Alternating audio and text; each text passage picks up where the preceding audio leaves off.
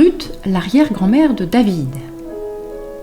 Sous le commandement de Josué, le peuple d'Israël était entré en terre promise et les 12 tribus s'y étaient installées. Au début, le pays n'avait pas encore de roi. Il était gouverné par des juges. C'étaient des chefs militaires. Un jour, il y eut une famine.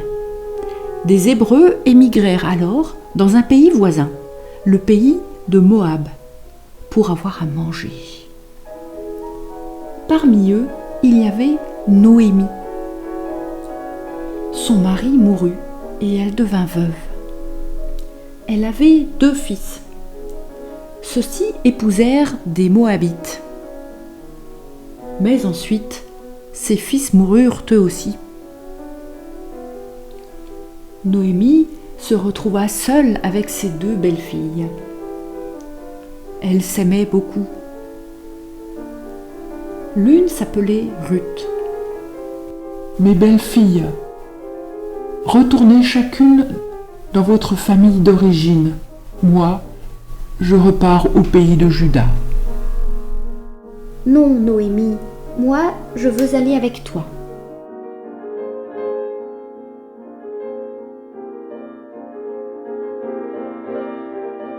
Noémie dit à Ruth, « Tu vois, ta belle-sœur est retournée vers son peuple et vers ses dieux. Retourne, toi aussi, comme ta belle-sœur. » Ruth lui répondit, « Ne me force pas à t'abandonner et à m'éloigner de toi, car où tu iras, j'irai, où tu t'arrêteras, je m'arrêterai. Ton peuple sera mon peuple, et ton Dieu sera mon Dieu. » Mais alors, elle s'était convertie au Dieu d'Israël? Noémie et Ruth quittèrent alors le pays de Moab pour se rendre au pays de Juda. Elles arrivèrent dans une ville appelée Bethléem. Il y avait un champ d'orge en cours de moisson. Ruth alla y glaner pour que Noémie et elle aient de quoi manger. Elle glandait? Elle était paresseuse alors? Mais non, imbécile! Elle glanait.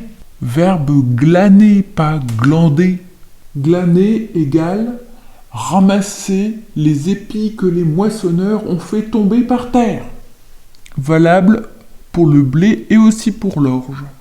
Ruth était une travailleuse au contraire. Il est toujours prêt à glaner des baffes. Le propriétaire de ce champ d'orge s'appelait Boz.